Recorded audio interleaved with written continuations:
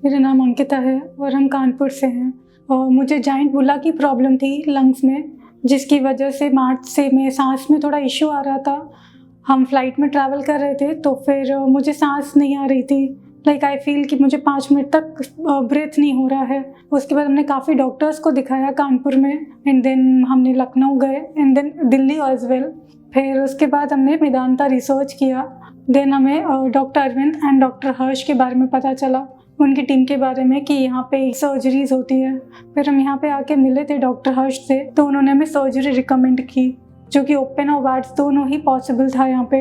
And then वो surgery फिर मेरी वैट से ही हुई है वो सर्जरी। नमस्कार। आज जिस पेशेंट की हम बात कर रहे हैं उनका नाम है अंकिता। वो कानपुर से मेरे पास आई थी। ये पेशेंट जो थी वो जाइंट बुल्ला की थी। अब जाइंट बुल्ला क्या होता है? जाइंट बुल्ला होता है जब कभी भी छाती में एक बुल्लस लीजन फेफड़े के ऊपर बना हो, जो उसी की एक आउटपॉचिंग या लेयर होती है, जिससे जो 1/3 से ज़्यादा फेफड़े को ऑक्यूपाई कर रहा हो। 1/3 ऑफ द थोरेसिक कैविटी जब बुल्ला कवर करता है, उसको जाइंट बुल्ला बोलते हैं। ऐसे पेशेंट्स कभी कभी तो उनको कोई सिम्टम नहीं होता और किसी कुछ एक्सरे वगैरह कराया जाता है तो उनको पता चलता है कि उनके छाती में ये जाइंट बुल्ला है, या इस बुल्ला में कुछ कॉम्प्लिकेशंस होते हैं, जैसे इसका फट जाना या इसका फेफड़े के ऊपर बहुत ज़्यादा दबाव डालना, जिसकी वजह से ब्रेथलेसनेस होती है और ये लोग हमारे पास प्रेजेंट करते हैं, या इस बुल्ले में कोई ब्लीडिंग हो जाए या पस पड़ जाए तो ये पेशेंट हमारे पास आते हैं।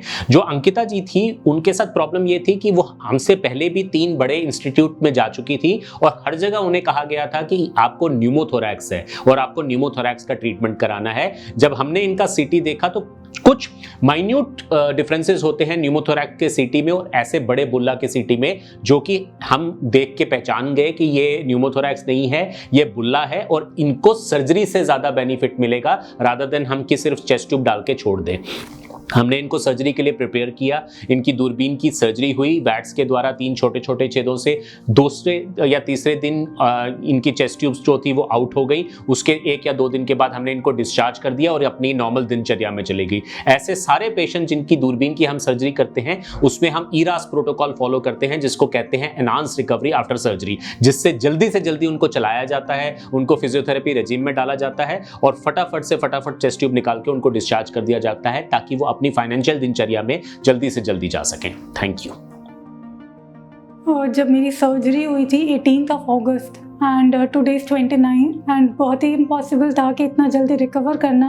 आई वॉज नॉट श्योर कि मैं 1 हफ्ते बाद ही घर चली जाऊंगी। मुझे हर चीज़ की परमिशन मिल गई है, लाइक मुझे फ़्लाइट में बैठना, आगे कोई भी मेरे एडवेंचर स्पोर्ट्स हो वो सब करना, मैं सब कुछ कर सकती हूँ। And I am very thankful, even physiotherapist also, doctor Deepika and doctor Vineet. Thank you Medanta as well, and thank you doctor Harsh and team.